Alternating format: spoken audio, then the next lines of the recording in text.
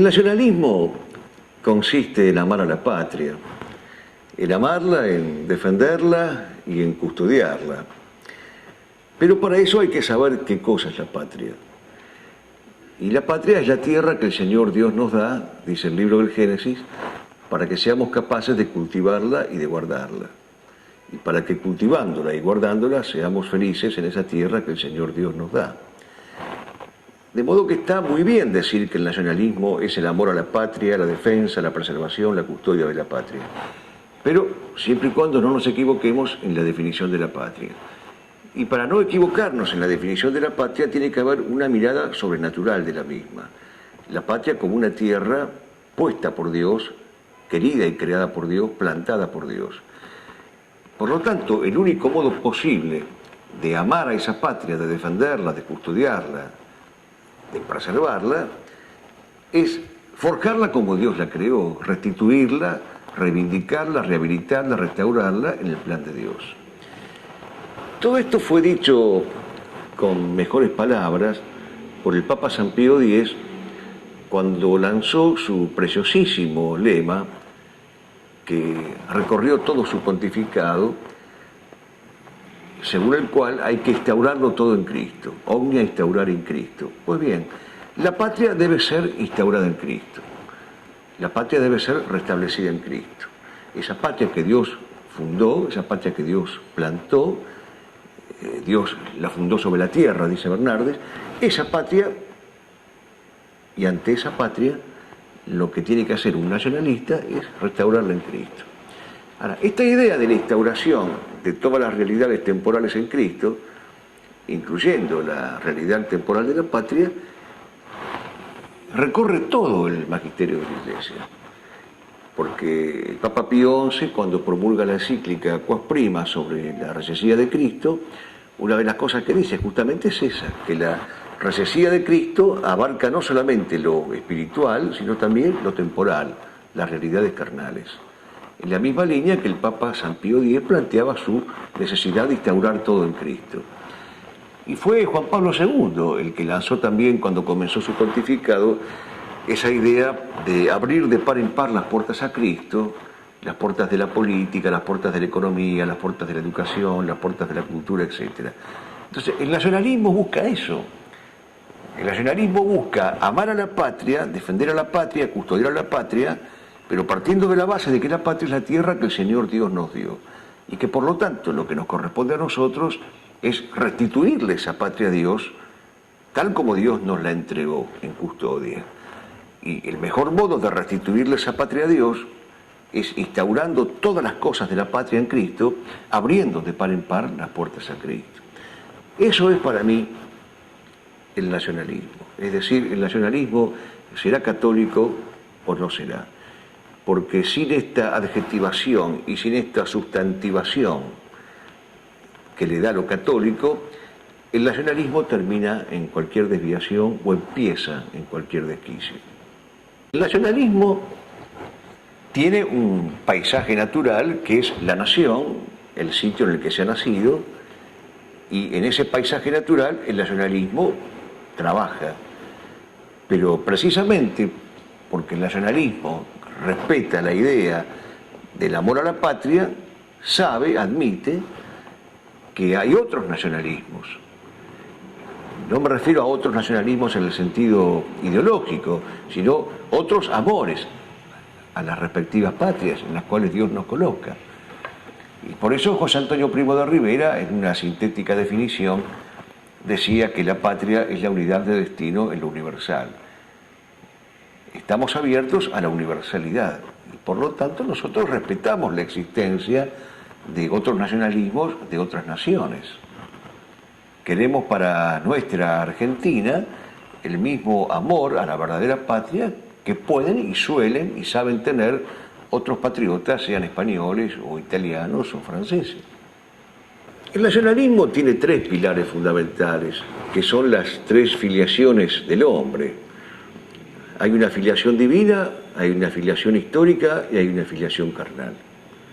Es decir, el nacionalismo busca el amor a Dios, el amor obediencial a Dios, el amor a la patria y el amor al hogar. Son los tres grandes pilares del nacionalismo, en consonancia con las tres filiaciones que todo hombre tiene. Pero también el nacionalismo busca resguardar los trascendentales del ser, es decir, la verdad, el bien y la belleza. Entonces, no hay nacionalismo si no hay amor por la verdad, amor por el bien y amor por la belleza. No hay nacionalismo si no hay respeto a Dios, a la patria y al lugar, que son los verdaderos pilares. En cuanto a los personajes históricos, hay muchos, obviamente. Preferimos nosotros hablar de arquetipos, de nuestros arquetipos o de nuestros paradigmas. Ciertamente, si nos vamos, por ejemplo, al siglo XIX, hay grandes figuras en la Argentina como Saavedra, Belgrano, Güemes, San Martín, y por supuesto el paradigma por antonomasia que es don Juan Manuel de Rosas, desde ya. Pero no solamente en el siglo XIX se dan estos paradigmas o estos arquetipos, hoy un poco salvajemente llamados referentes, sino que también en el siglo XX. En el siglo XX el nacionalismo ha engendrado hombres muy capaces que con su magisterio, con su testimonio, han ido marcando un derrotero.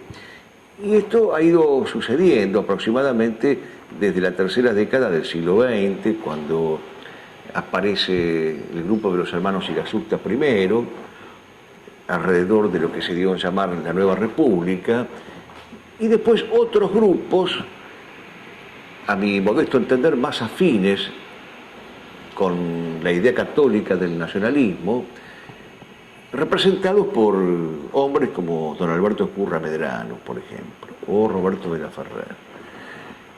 Zuleta Álvarez hace una distinción que no es mala entre el nacionalismo republicano y el nacionalismo doctrinario, y a pesar de que la visión de Zuleta es muy parcial, es decir, demasiado a favor del nacionalismo republicano y a veces demasiado desdeñoso del nacionalismo doctrinario, entiendo que la división, didácticamente hablando, es acertada, y desde ya yo me inclino por el nacionalismo llamado doctrinario.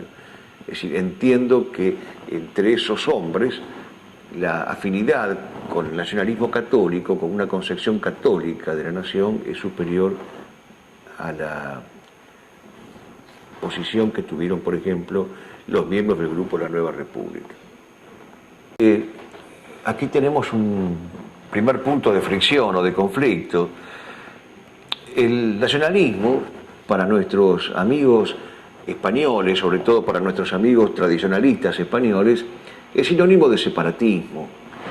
Y nos cuesta muchísimo, cada vez que tenemos conversaciones y diálogos con ellos, hacerles entender que el nacionalismo católico no tiene absolutamente nada que ver con el separatismo, ni mucho menos con posturas de segregación o de autonomía territorial respecto de la gran nación. Entonces, aquí hay un problema semántico, es fruto de la polisemia, de la indebida polisemia, es decir, términos que significan cosas distintas siendo iguales. Los mismos términos designan cosas distintas. Esta es una aclaración que hay que hacer. El nacionalismo no tiene absolutamente nada que ver ni con el separatismo, ni con el segregacionismo, ni con las autonomías territoriales disgregadoras. Pero por otro lado están aquellos que objetan el uso del término nacionalismo porque sostienen, no sin motivos, que las naciones son inventos revolucionarios, inventos modernos, fruto de la disgregación de la cristiandad. En principio esta objeción es cierta y hasta cierto punto es plausible, pero como bien ha dicho don Rubén Calderón Buchet, justamente en su obra Nacionalismo y Revolución, la paradoja que se da, milagrosa, misteriosa paradoja, es que a la par que la cristiandad desaparecía y que surgían las naciones modernas con un sentido revolucionario, aquí, por lo menos en Hispanoamérica, el nacionalismo se constituyó en el único baluarte defensor de la cristiandad y en el único resto que verdaderamente quería y sigue queriendo es instaurar todo en Cristo, en la patria concreta, en la patria carnal que el Señor nos ha dado. Entonces, también hay que hacer esta distinción, así como nosotros, al llamarnos nacionalistas, no somos separatistas ni segregacionistas, ni estamos a favor de autonomías digregantes en el orden geográfico, Tampoco somos revolucionarios ni somos modernos, de ninguna manera. O sea, nuestra definición es la contraria. Somos contrarrevolucionarios y somos tradicionalistas. Queremos para la patria lo que en algún momento existió para la cristiandad toda. ¿Y qué es lo que existió para la cristiandad toda, que hoy ya no tiene nuestra patria y que queremos? Esa principalía de nuestro Señor Jesucristo, esa recesía temporal, ese abrir de par en par las puertas a Cristo. Eso es lo que queremos para la Argentina. Desde ya que hay un nacionalismo de sacristía, un nacionalismo faccioso, un nacionalismo que es chauvinismo, que está demasiado arraigado en ciertos sectores, aún en sectores próximos, y que olvida, diluye o traiciona ese concepto de patria grande. En mi opinión, esto es un error. Y creo sinceramente que el concepto sanmartiniano y el concepto rosista de la gran nación americana, o por lo menos del virreinato del Río de la Plata, es un concepto válido, vigente y que debe ser resguardado. Eso no quita que nosotros no reconozcamos que podemos tener diferencias. De hecho las tenemos, y a veces peleas serias y peleas justas, porque hemos tenido y tenemos conflictos que son justos de parte nuestra en relación con ciertos países limítrofes. Pero más allá de estas reyertas y de estos conflictos, y por justos que esos conflictos sean, la verdad es que hay una unidad de destino, hay una unidad de origen, y por lo tanto esta patria nuestra no quiere ser un manojo aislado o segregado o disecado, sino que quiere insertarse como gajo vivo en un tronco mayúsculo, en un tronco mayor.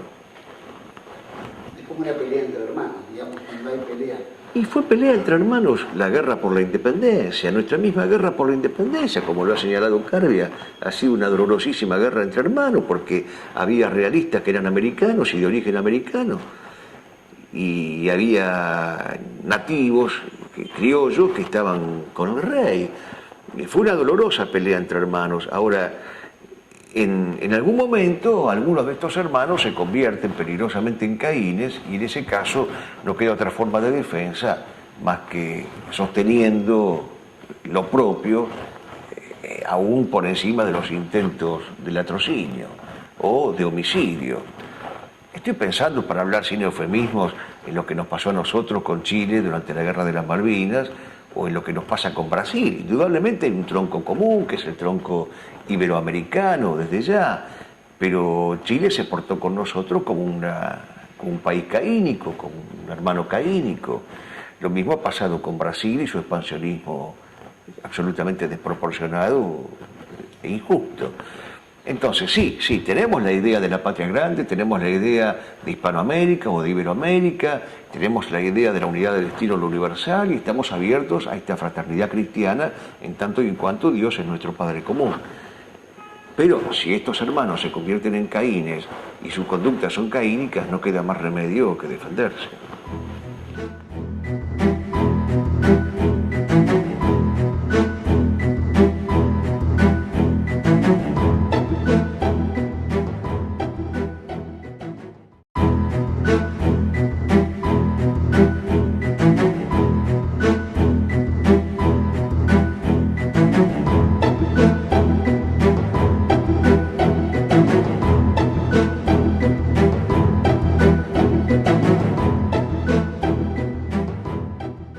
El nacionalismo abarca todos los ámbitos, debe abarcar todos los ámbitos, y ya Morraz decía bien, todo lo nacional es nuestro. Entonces también es nuestro el patrimonio económico, y por lo tanto el patrimonio económico tiene que ser defendido. Lo que pasa es que la defensa del patrimonio económico no puede ser nunca una defensa aislada. La economía está subordinada a la política, y la política está subordinada a la moral. El problema del nacionalismo económico, por lo general, es el economicismo, que termina teniendo el mismo sesgo materialista que quiere o pretende desterrar en la mirada miope del marxismo. Entonces hay que tener mucho cuidado con este nacionalismo económico, porque a veces se hipertrofia tanto lo económico que deja de ser nacionalismo. En cambio, una defensa equitativa, justa, ponderada, vigorosa de lo económico, pero subordinada a la política y a su vez subordinada a la ética, nos daría ya una visión más armónica, más equilibrada, más completa, más totalizante. Pero sí, desde ya, el nacionalismo económico es uno de los puntales. Hay que tener en cuenta que cuando el nacionalismo surge en el siglo XX, hablábamos antes de esas dos vertientes, la irasustiana o republicana y la doctrinaria, los hermanos Irasusta justamente se caracterizaron por hacer un noble y recio hincapié en la protección de nuestro patrimonio económico expoliado por la usura y expoliado por los grandes capitales extranjeros y expoliado por el imperialismo norteamericano y por el imperialismo británico. Esto tal vez haya que subrayarlo un poquito porque las izquierdas suelen creer que es un invento de ellas esta defensa del patrimonio económico, ¿no? En realidad no es así. Los hermanos Irasusta trabajaron muy pero muy activamente en sostener cuáles eran nuestros derechos económicos. No fueron los únicos, pero fueron dos grandes puntales. No hay que olvidarse también, por ejemplo, de Scalabrini y Ortiz. Pero la mirada de los hermanos Irasusta fue una mirada, yo diría, un poco más omniabarcadora, más humanista, más política, más ética, tal vez menos técnica. Pero, insisto, hay que subrayarlo porque los marxistas están convencidos de que ellos son los únicos que han hablado de la defensa de la economía en la Argentina, ¿no? El argentino no quiere que le pongan la mano en el bolsillo, ni individualmente ni como país, pero políticamente hablando, no. Este es un país, como decía el padre Castellani, no subdesarrollado, sino arrollado.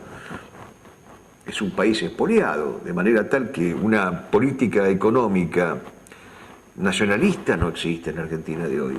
Sí existen voluntades aisladas de personas que quieren defender lo nuestro. La nación es el sitio en el que se ha nacido. En ese sentido, natus, nación, está indicando un origen, está indicando un arraigo, está indicando un sitio particular y específico. Y en ese sentido también la idea de nación es fácilmente analogable o asociable al concepto de patria. Así que el nacionalismo, cuando habla de nación, está haciendo referencia a un concepto análogo al concepto de patria. Bueno, Oliveira Salazar, que era justamente un gran católico y un gran nacionalista portugués, decía: el Estado es el ministerio de Dios sobre la tierra para asegurar el bien común. Es una hermosa definición, porque por lo pronto aparece la idea de que el Estado no puede ser neutro, el Estado no puede ser gris, no puede ser avasallante, no puede ser totalitario. Es un Estado confesional, es un Estado que consiste en la constitución del brazo político, institucional, jurídico y armado puesto para defender la integridad de la nación. Y como decía Oliveira, tiene que ser tan fuerte que no necesite ser violento. Ahora, esta idea de que el Estado, como ministerio de Dios sobre la tierra, debe asegurar el bien común es muy importante, porque la noción de bien común hace la finalidad de la política. Y en esto también quisiera subrayar algunas cosas, porque algunos creen que el fin de la política es la conquista del poder. Y el fin de la política no es la conquista del poder, el fin de la política es el servicio al bien común completo. ¿Por qué digo completo? Porque el bien común no es solamente el bienestar. El bien común es, esto lo ha explicado algún escolástico con autoridad, como el padre Santiago Ramírez, la sumatoria ordenada del bienestar más la virtud más la salvación. Es decir, el bienestar tiene que estar ordenado a la virtud. Y el bienestar y la virtud tienen que estar ordenados a la salvación. Entonces no se trata de prometerle a una sociedad o a un pueblo que van a poder cambiar la notebook o la heladera. No se trata solamente de asegurarle los bienes materiales necesarios y legítimos para la convivencia y para la supervivencia. No, se trata de asegurarle a los individuos y a los hombres en general, a los pueblos, que el bienestar que se les va a proporcionar, bienestar legítimo, va a estar ordenado a la virtud y regido por la virtud. ¿Por qué? Por lo que dice el Evangelio. Si tu mano derecha te escandaliza, arráncatela. ¿De qué te vale cambiar el coche y la heladera y el freezer si te vas al infierno? Entonces, los bienes materiales que hacen al bienestar tienen que estar ordenados a la virtud. Y la virtud de la salvación, porque nosotros no somos coleccionistas de virtudes, sino que procuramos portarnos bien y ser virtuosos para salvarnos. para salvarnos como individuos y para salvarnos como pueblo, como nación, como sociedad. Entonces, retomo lo que estaba diciendo. Oliveira sostiene, el Estado es el ministerio de Dios sobre la tierra para asegurar el bien común. Son dos nociones en una. La noción de Estado como ministerio y la noción de bien común como fin de la política.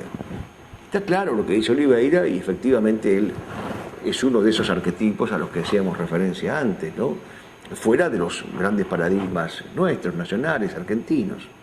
Yo creo que lo primero es que el Estado deba definirse confesional.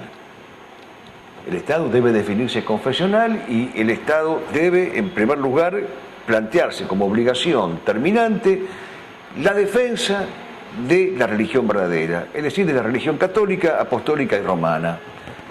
Eso es lo prioritario para un Estado, con todo lo que eso conlleva y con todo lo que eso significa. Decirle no a los enemigos de la fe católica, no, como dice Pío XI en la Quas Prima, no al reinado de Satanás y a los acólitos del reinado de Satanás.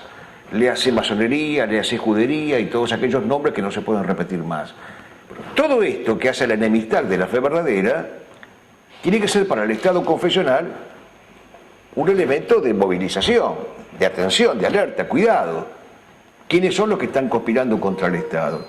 ¿Quiénes son los que están dañando al Estado? ¿Quiénes son los que están perjudicando al Estado? Entonces, esa es la primera obligación que tiene, que es justamente lo que decía don Juan Manuel de Rosas en su proclama famosa inaugural de abril del 35, que de esta raza de monstruos no quede uno entre nosotros. Y hacía alusión específica a la causa que íbamos a defender. Es la causa de la religión, es la causa del orden, es la causa encomendada por el Todopoderoso. Él dirigirá nuestros pasos. Entonces, esa es la misión fundamental del Estado. Inteligir y entender cuál es la causa del Todopoderoso, del Dios verdadero, de la religión verdadera, y defenderla contra esos enemigos aviesos, directos o indirectos, sutiles o frontales. Pero eso es lo que tiene que hacer un Estado. Y lo demás se dará por añadidura. Si una nación no es soberana por la cantidad de vacas que tiene o por el ingreso per cápita, una nación es soberana, como dice Marechal, cuando traza la cruz en su esfera durable. Y la cruz tiene dos brazos. ¿Cómo las traza un pueblo? Con la marcha fogosa de los héroes abajo y la levitación de los santos arriba. Sin héroes y sin santos no hay patria soberana. Y por supuesto hay que defender la integridad del territorio, hay que proporcionarle a la gente ese legítimo bienestar que antes decíamos, el resguardo de la salud, la concordia social, que hoy es un disvalor para este gobierno, que vive en estado de crispación y de conflicto permanente. Claro, sí. El Estado tiene un sinfín de funciones, principalmente la función de la subsidiariedad, que hoy tampoco se aplica y tampoco rige. Es decir, tiene que apoyar aquellas iniciativas que por sí solas no se pueden sostener. Pero hoy ocurre exactamente lo contrario. Hoy tenemos un Estado totalitario, que es un Estado que se inmiscuye absolutamente en todo, hasta en los sitios más recónditos de la propia conciencia, porque los planes educativos son planes que abarcan la manipulación de la conciencia de las mismas criaturas, aún desde que están en los años preescolares. Entonces tenemos un Estado que es verdaderamente inmiscuyente. San Pío X dice, los verdaderos amigos del pueblo no son los innovadores, son los tradicionalistas. De manera tal que para ser popular, auténticamente popular, no hay que ser populista, no hay que ser populachero, no hay que ser demagógico.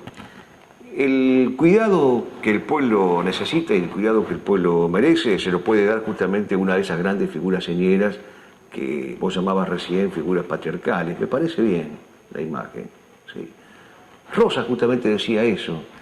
He despreciado siempre a los tiranuelos inferiores escondidos tras las sombras y he admirado a los grandes servidores de los pueblos que han sido siempre, dice Rosas, grandes autócratas, gobernantes que se han bastado a sí mismos y que han tenido un sentido paternal de la política, un sentido regio, esa es la palabra, un sentido monárquico, un sentido imperial. Otra vez la imagen del héroe y la imagen del santo. Para mí el prototipo del gobernante popular es San Luis, rey de Francia. que para que no lo reconocieran se vestía de peregrino e iba a cuidar a los leprosos por los caminos de Francia.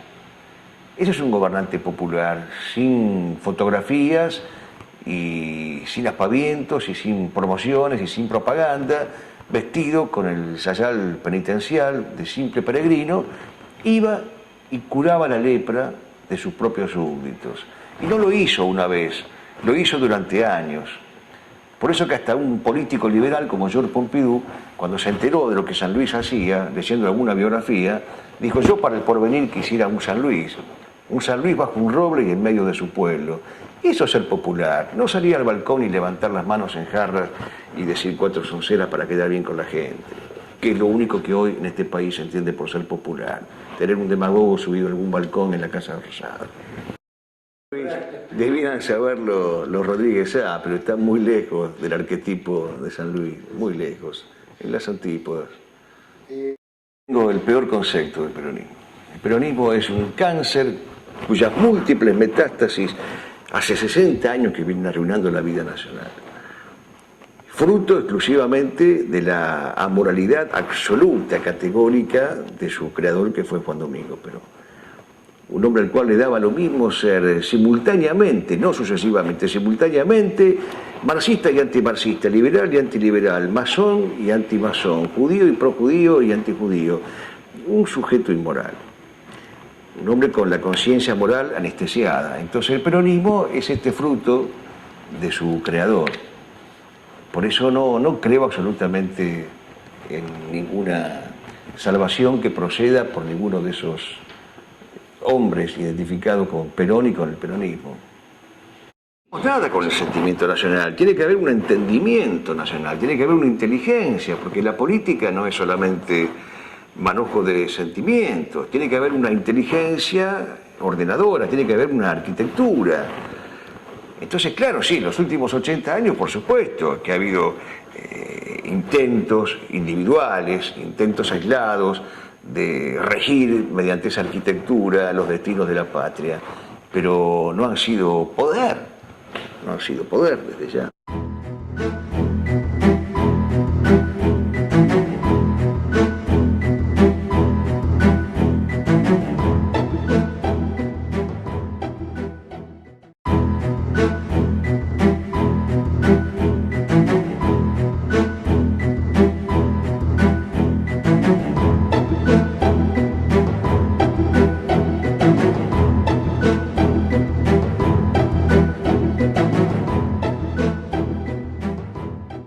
Las Fuerzas Armadas deberían abrevar en el nacionalismo. De hecho, en algún momento tuvieron alguna proximidad doctrinaria, pero por los frutos los conoceréis, y los frutos de las Fuerzas Armadas no han sido precisamente los apetecidos por el nacionalismo, diríamos que han sido todo lo contrario. Hoy esto está trágicamente a la vista. Las Armadas en el transcurso de la historia han tenido gestos patrióticos y actitudes patrióticas y hechos altamente patrióticos. ¿Cómo no pensar en la guerra justa contra el marxismo y en la guerra justa por Malvinas? Esos 2 episodios bélicos precisamente marcan a fuego lo que debió haber sido siempre la misión inherente de las Fuerzas Armadas, que es, como decían los antiguos caballeros, la defensa armada de la verdad desarmada. Entonces, en eso sí se mide el patriotismo de las Fuerzas Armadas, en abocarse a una guerra justa por la causa de Dios, por la causa de la patria, y en librarla, con independencia de la victoria o de la derrota. Porque Dios no nos pide necesariamente la victoria, pero nos pide que no seamos felones, que no seamos traidores. Entonces, esas expresiones bélicas, justicieras, muestran a unas Fuerzas Armadas henchidas de patriotismo y transidas de sano y de legítimo nacionalismo. En ese sentido, sí, las Fuerzas Armadas merecen ser reivindicadas y rehabilitadas frente a este torbellino de inmundicias con que se las acorrala a diario. Pero desde el punto de vista político, el nacionalismo de las Fuerzas Armadas no se ha plasmado nunca en un proyecto que se haya ejecutado con éxito. O para ser más específico, si se quiere, ninguno de los golpes militares ha sido de contextura nacionalista. Y los pocos atisbos o resabios de nacionalismo que esos golpes pudieron haber tenido, fueron rápidamente acallados por todas esas fuerzas enemigas del nacionalismo. El caso más paradigmático, por volver al tema anterior, es el del peronismo. Lo primero que hace Perón es firmar las actas de Chapultepec, es decir, traicionar a la causa del nacionalismo. Y si alguna vez echó a alguien Perón de la plaza, fue justamente los miembros de la Alianza Libertadora Nacionalista, acusándolo de sujetos irresponsables que al grito de viva Rosas y mueran los judíos, pretenden acabar con la calma política y por lo tanto, decía Perón, no merecen participar de la vida política argentina. Entonces, es una sucesividad de defecciones, de deserciones y de traiciones. Basta que aparezca alguna sombra, algún resto, algún vestigio de nacionalismo en un proyecto político para que quieran acallarlo. Es el mismo anhelo que nos lleva a nosotros a querer acallar a los enemigos de Dios y de la patria. Es una cuestión de reciprocidad. De supervivencia. Y bueno, nosotros somos los testigos insobornables de la verdad, los testigos insobornables del bien, y por lo tanto, ¿por qué nos van a permitir que vivamos? Esto es lo que dice Piper cuando, siguiendo a Santo Tomás, enseña que el que ama le dice al amado, es bueno que existas. O sea, busca la afirmación del amado. Y el que odia le dice al odiado, es malo que existas, por lo tanto no quiero que existas. Es más, si le niega la existencia ya como rango ontológico, esta clase de gente no debe existir. Entonces nosotros no tenemos que existir para ellos. Y mal que les pese, seguimos existiendo a pesar de tantas persecuciones que son tenaces y que son crueles, pero que no han logrado doblegarnos. Teológico, no es un problema racial. Es decir, con los judíos tenemos una enemistad teológica, no una enemistad racial, ni política ni económica. Y esta enemistad teológica es consecuencia de la condición de deicida del judaísmo. Entonces la tarea nuestra frente a ellos es tratar de que se conviertan y tratar de que mediante nuestra acción apostólica lleguen a Jesucristo, como llegaron de hecho grandes judíos conversos, por poner un caso a mi modo de ver notable, el de Eugenio Soli. O nuestro famoso Jacobo Friedman, también retratado en las páginas marechalianas. Entonces, con los judíos tenemos una enemistad teológica. El sionismo es una manifestación política, pero es consecuencia y es corolario del problema teológico. No existiría el sionismo si no existiera el Talmud y si no existiera la Cábala. Entonces, es un error estar haciendo esta distinción solamente para cubrir sin no ser acusado de antidiscriminatorio. Fíjate lo que ha hecho Delía. Delía ha creído ser valiente y ardid y osado porque atacó al sionismo, que para él es la ultraderecha. Pero el problema de fondo, que es el problema judío, no lo quiere mencionar, no lo quiere decir. Y su mandante, que es Cristina Wilgen, no quiere quiere reconocer él que su propia mandante pertenece precisamente al judaísmo y que responde a los intereses judíos. Y cuando lo llaman a declarar a tribunales, por el famoso temita de la palabra paisano, termina diciendo que no, es una palabra simpática, amable, que denota afectividad. Está mintiendo por cobardía. Todo el mundo sabe que la palabra paisano allude a otra cosa, es un modo peyorativo de decir son extranjeros, no son nuestros. Es como decirle ñato al narigón o como decirle lungo al petizo. Son modos, por contraste, de señalar las realidades.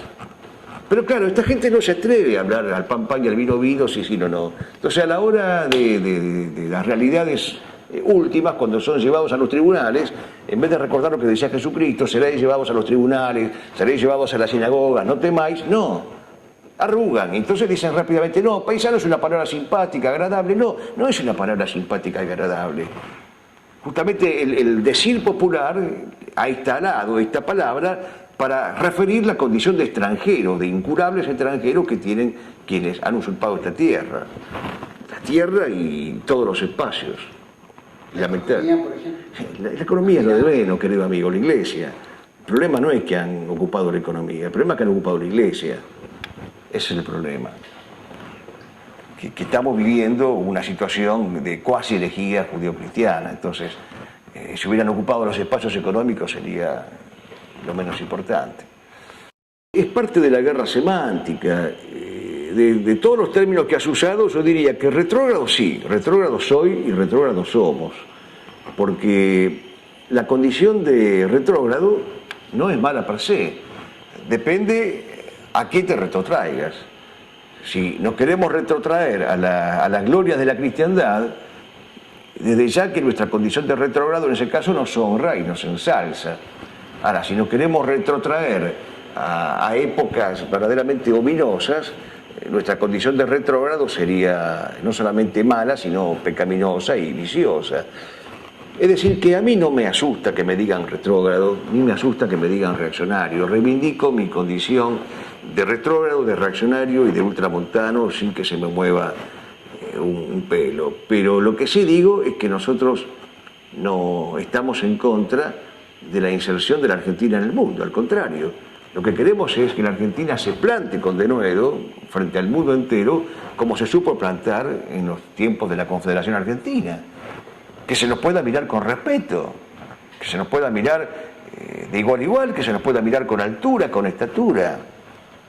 Eso es lo que queremos, pero en un sentido teológico se podría decir también que queremos la separación de la Argentina del mundo, porque la palabra mundo, que también es polisémica, supone, por un lado, desde el punto de vista teológico, el mundo es enemigo del católico, el mundo, el demonio y la carne. Entonces sí, mi reino no es de este mundo, Satanás es el príncipe de este mundo. Desde ese punto de vista se podría decir, queremos separar a la Argentina del mundo, en el sentido teológico de la palabra mundo. Pero en el sentido cosmológico no, porque la Argentina también puede y debe decir, como Dios dijo, es bueno lo que hemos creado, y vio Dios que era bueno. Entonces, evidentemente hay una concepción cosmológica del mundo contra la cual nada tenemos. Si la inserción de la Argentina en el orden de las naciones y en el contexto general de las naciones, eso no puede tener nada de malo. Lo que pasa es que para poder tener este tipo de contacto o de conexión con el mundo, la Argentina debe ser soberana. La globalización, por ejemplo. Y la globalización. ¿El desarrollo del nacionalismo? La globalización, entendida como homogeneización compulsiva, es un mal. Es un mal porque supone el dominio del pensamiento único y de lo políticamente correcto que acalla la voz de la verdad. Desde ese punto de vista, tampoco tenemos nada que ver los nacionalistas con esta defensa de la globalización o de la homogeneidad cósmica. Pero vuelvo a repetir, si la Argentina fuera un país soberano, y a eso se aspira, no estaría mal, estaría bien que tuviera un papel protagónico en el concierto de las naciones del mundo. O sea, el nacionalismo no quiere aislar a la Argentina del mundo, salvo, como lo decía antes, en un sentido teológico, lo mundano como expresión de lo luciferino. Pero fuera de esta significación de lo mundano como sinónimo de lo luciferino, el nacionalismo no intenta excluir a la Argentina del concierto de los países del mundo. Pero a ese concierto de los países del mundo hay que ir bien vestido. Y el buen ropaje en materia política se llama soberanía. No se puede ir como un desarrapado. ¿Cuál es el hecho más nacionalista que hayas percibido en este último siglo? El 2 de abril de 1982. Fue un día inolvidable e irrepetible. Yo estaba en San Luis, había pasado la madrugada con unos queridísimos amigos, escuchando las noticias sobre el desembarco, y aproximadamente a las 3 de la mañana, en una camioneta, salimos rumbo a Buenos Aires. Esos kilómetros que recorrimos en esa camioneta desde San Luis a Buenos Aires, los recorrimos poblados literalmente de banderas que salían a la ruta, que se asomaban de las casas más humildes y que vivaban a la patria. Fueron kilómetros y kilómetros de verdaderas almas y cuerpos patrióticos que querían que las Malvinas, de hecho y una vez para siempre, fueran nuestras. Que yo tenga memoria fue el hecho más cabalmente nacionalista que hemos protagonizado. Sale una voluntad inquebrantable en algunos de no rendirse, que se sigue manifestando hasta el día de hoy. Personalmente puedo decir con absoluta sencillez que pertenezco a aquellos que espiritualmente seguimos diciendo que no nos rendimos. Como decía Fernández Unzain, ¿no? Yo digo que este sur nos pertenece, que todo es nuestro, simplemente nuestro, y que hay que defenderlo con las uñas, con la voz, con la sangre, con el pecho, o quedar una sangre azul y blanca, definitivamente libres, muertos. Hubo un 14 de junio que recuperó ese espíritu de no rendirse.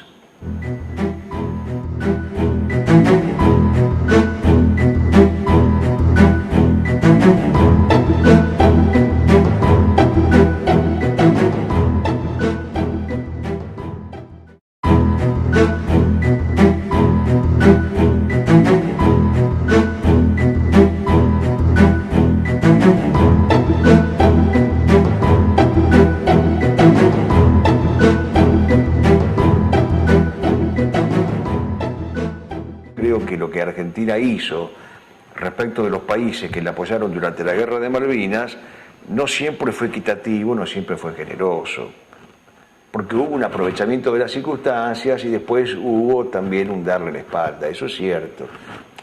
Hubo una cierta ingratitud de parte de la política argentina, eso es verdad. Pero, y porque es parte de esta ausencia de un Estado ético. Un Estado ético no hubiera permitido jamás esa reticencia para conservar el agradecimiento. Ser agradecido es propio del buen caballero, es propio del hombre bien nacido ser agradecido. Y con el Estado pasa lo mismo, o sea, si el Estado nacional no es un Estado caballeresco, hablando figurativamente, metafóricamente, si no es caballeresco es felón. Y entonces un Estado felón se aprovecha de la ayuda en un momento en que uno está caído y después vuelve el rostro hacia otro lado y se olvida de la deuda de gratitud. Pero lamentablemente yo no diría que este reproche le cabe exclusivamente a la Argentina, ¿no? Por lo general los estados modernos suelen tener gestos egoístas.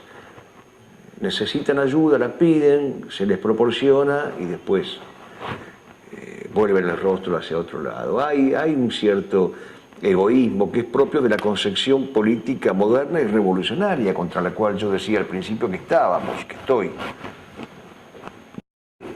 Lo que vino fue este proceso de desmalvinización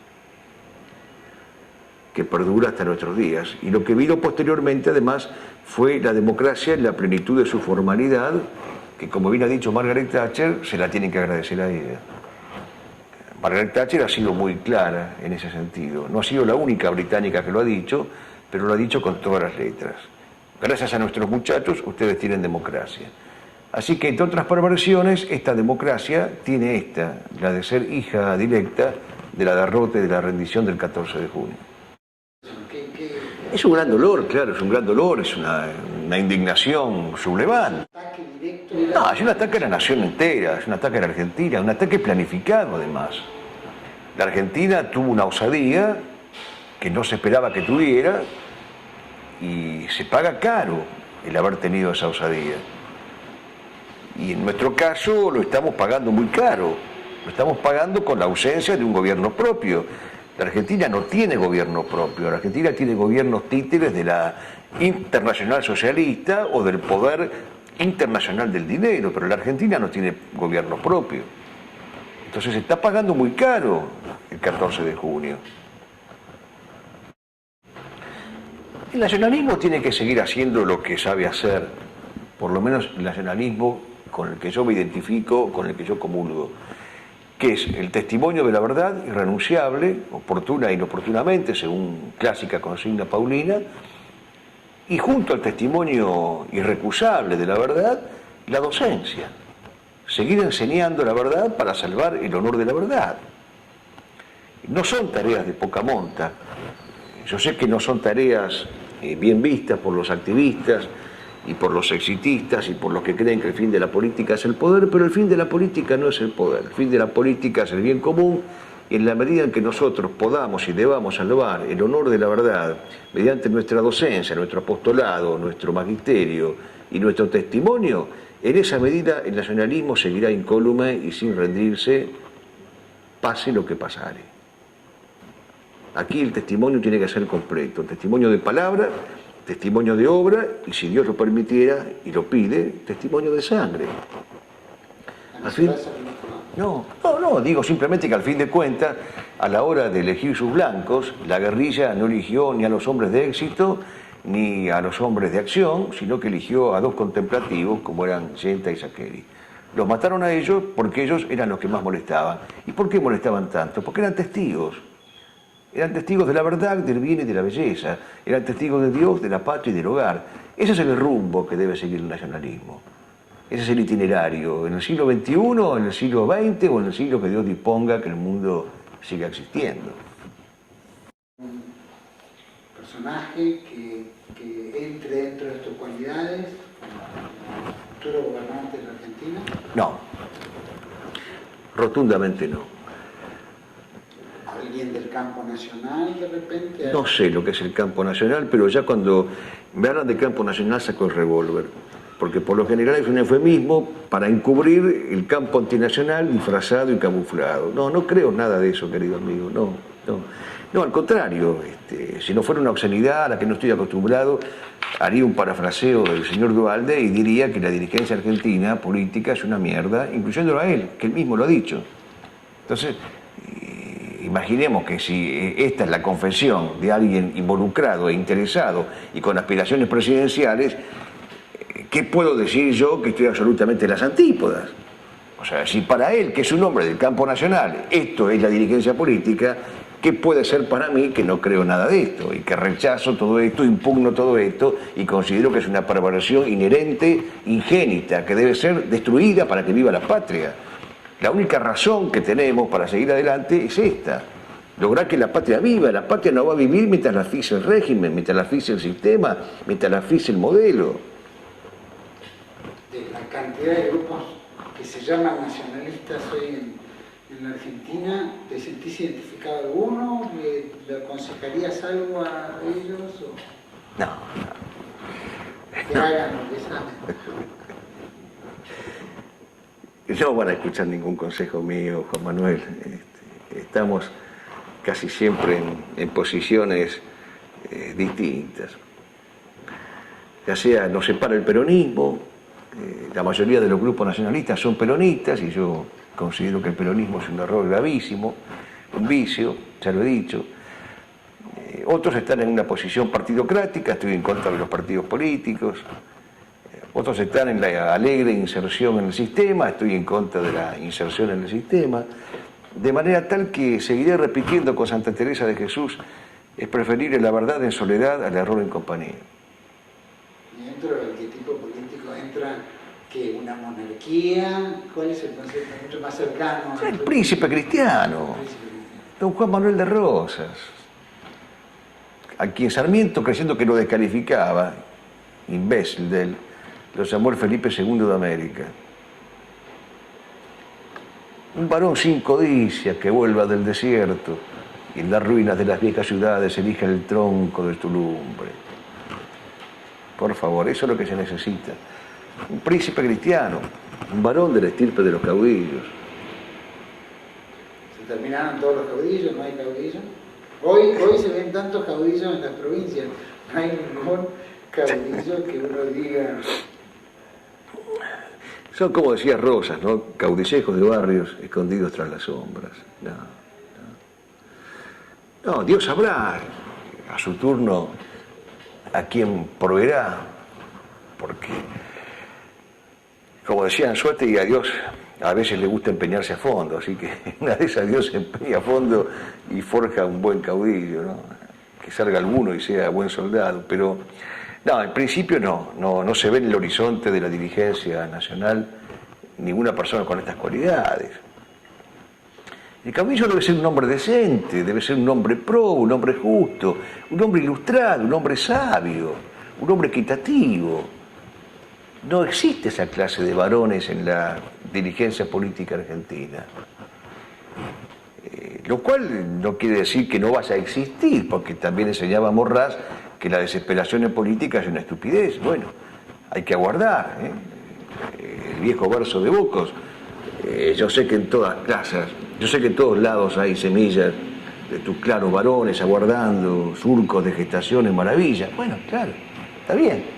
Hay claros varones aguardando, surcos de gestaciones maravillas. Estarán en la gracia, estarán en potencia. Hay que rogar para que Dios nos crea merecedores de que esas potencialidades se conviertan en actualidades.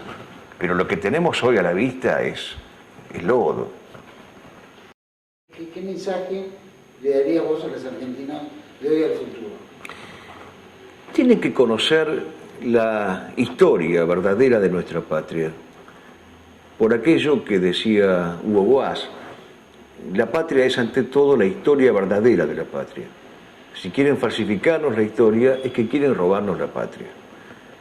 De modo que lo primero que se impone hoy ante esta campaña insidiosa de tergiversación del pasado reciente y del pasado antiguo, lo primero que se impone hoy para un argentino que quiera cooperar al bien de su patria es tener un conocimiento acabado de la verdadera historia y luego obrar en consecuencia. Recuperada la memoria, se podrá entonces dar el paso mínimo necesario para intentar recuperar el presente que está en manos del enemigo de esa patria que tanto amamos. Esto por un lado, el deseo, el anhelo, el consejo, la necesidad de un conocimiento claro y acabado de nuestra historia patria. Pero por otro lado hay otro concepto, es el concepto de resistencia. Toda reconquista empezó siendo siempre una resistencia, aún en un lugar reducido. Se resistió en Sagunto, se resistió en Numancia, se resistió en el Alcázar de Toledo, se resistió en la Vuelta de Obligado. Entonces hay que resistir porque, si Dios lo permite, esa resistencia puede ser el germen de una nueva reconquista, que es lo que la patria necesita, una nueva reconquista. Y por otro lado, no desesperar, porque la desesperación, decía San Isidoro de Sevilla, es descender al infierno. Y nosotros no queremos descender al infierno, porque luchamos por el paraíso, ese paraíso difícil, vertical e implacable que decía José Antonio, un paraíso donde no se descanse nunca y que tenga junto a las jambas de la puerta ángeles con espadas.